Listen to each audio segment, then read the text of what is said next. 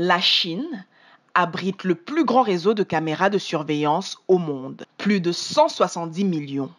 Et la police a adopté des spécifications intelligentes pour rechercher les suspects parmi la foule. La dernière innovation technologique dans ce domaine a été développée par la start-up chinoise d'intelligence artificielle Watrix, qui a récemment récolté 14,5 millions de dollars de financement pour développer ces systèmes.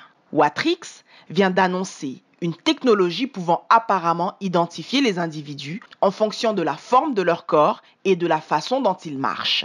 La technologie de reconnaissance de la démarche est déjà utilisée par la police de Beijing et à Shanghai, où elle peut identifier des individus même lorsque leur visage est masqué ou que leur dos est tourné, selon un rapport de l'agence Presse. Le PDG Wang Yongzhen a déclaré qu'il pouvait identifier des personnes jusqu'à 50 mètres, ce qui, combiné à la technologie de reconnaissance faciale existante, pourrait aider la police et les systèmes de surveillance à fonctionner plus efficacement dans les zones animées.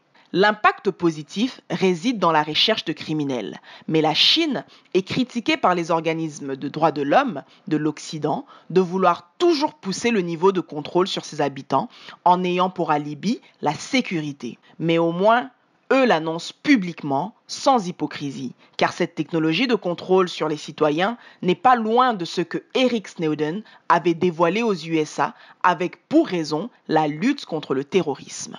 Depuis la nuit des temps, l'alibi de la sécurité a toujours été utilisé pour réduire les droits des citoyens et augmenter le pouvoir de l'État.